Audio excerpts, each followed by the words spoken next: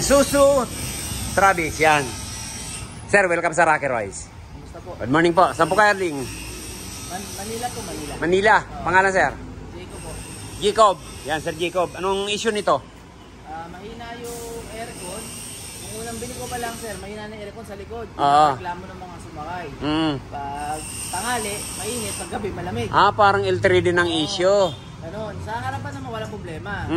Pero yun nga, para daw lumakas yung likod, kailangan ko daw yung sagad number 4 to para daw matulungan yung nasa likod. Ganon. Yun ang sabi sa akin nung gumawa mo. Yun. Yung sinabi sa akin, sir, hindi na ako bumalik sa kanya. Matagal ako siya naghahanap. Mapapagkatiwala ako. Kaya kita ko yung YouTube ninyo. Yun. Nakita sa YouTube tayo. Ayan. Check natin, sir.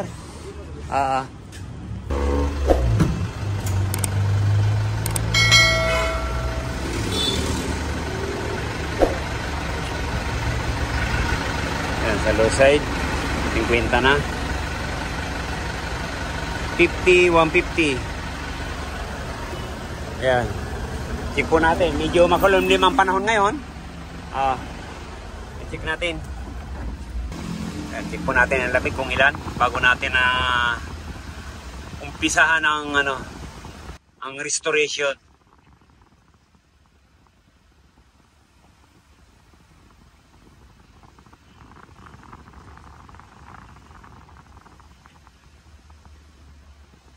Sa loob po ng 1 minuto.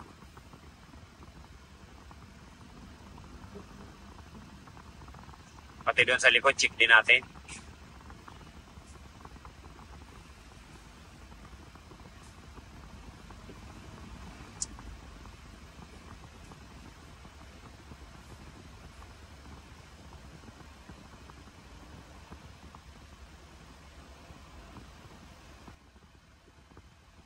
Ayan, may 1 minuto, 18 lang. Tingnan natin sa likod. Ayan na yung may leak niyan. Ayan po ito, mga Rocky Royce. Yung evaporator ng Travis.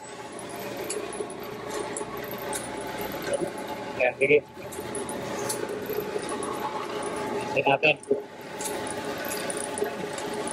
Ayan, mga Rocky Royce. Ito po yung sa likod ng Isuzu Travis. Ang sabi ng gumawa, malaki kasi. Malaki kasi yung kaha nung Isuzu Travis yan. Dapat ang nilagay po natin malaki rin. Para sa akin talaga mali ito. Pero palalamigin din natin kahit ganito pa rin. Para hindi na gumastos si sir. Okay, linisin muna natin. Cleaning, flushing. Ayan po. Yan po ang laman ng evaporator.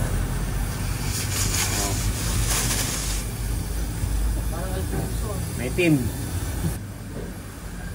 Ang kape Kape barako. Yung barako.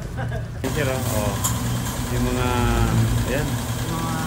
May mga ribaba.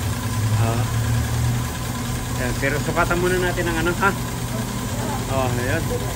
Yung pong yan ang puti-puti na yan, yung parang silver.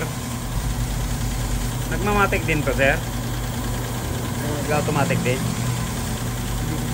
Hindi mo napapansin?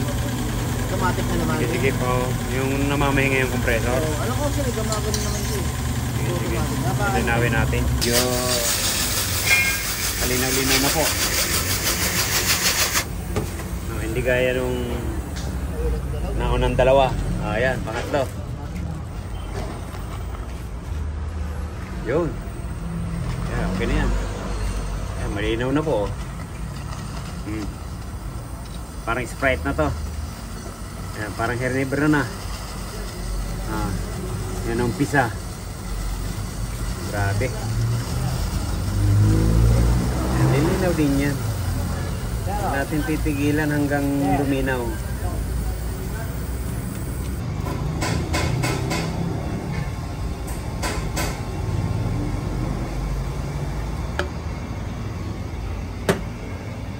Ayan, marami-rami na. Ayan, yung ano po talaga, pang-flashing natin ay meron din po tayong air compressor. Ayan yung tubo. Ayan. Ayan, panghangin-hangin lang po yan. Pero pag dito sa flashing, yan, ito ang ginagamit natin.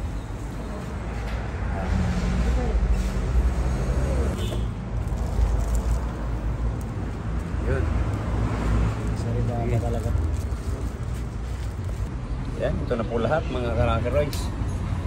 Yung flashing natin sa evaporator. Dumi.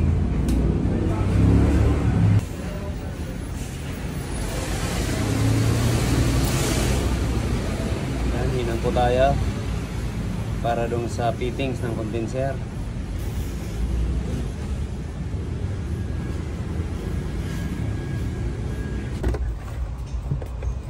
Evaporator para may balik.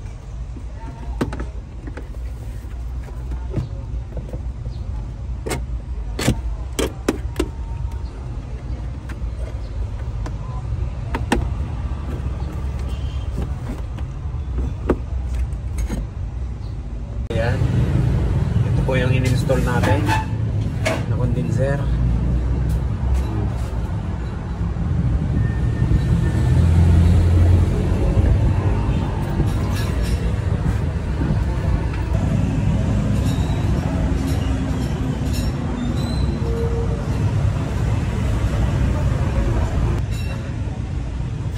Ito naman po, kinabit natin.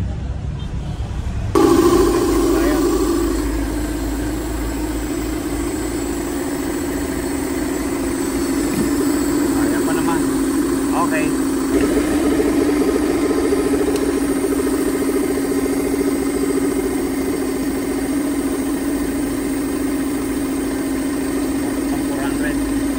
Okay, kaya pa. Kaya lang isa nga nito, may ribaba. Yan, okay pa sir? Mabot pang 400. Naligtis na, sige. Patinin natin. Naligtis vacuum, hindi naman gumalaw.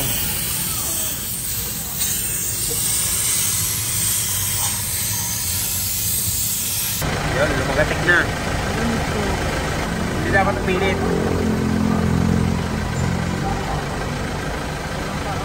Yan, sige. Yan, check po tayo ng lamig. O, kadidikit lang, 12. Kanina, 18. Laki ng pagbabago.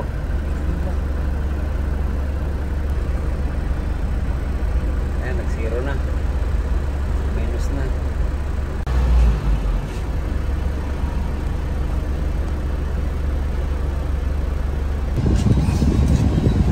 Kanina, 22? Oh, 22. Ayan, 13 na. Oh. Maraming salamat. Salamat po, sir. At least na-solve yung problema. Solve na ho. Salamat ho. Thank you, thank you. Salamat ho. Ayan, solve yung problema ni sir. Mahina ang lamig, yon. Natsambahan din namin. Thank you, bye-bye. Ayan. Isuzu Travis.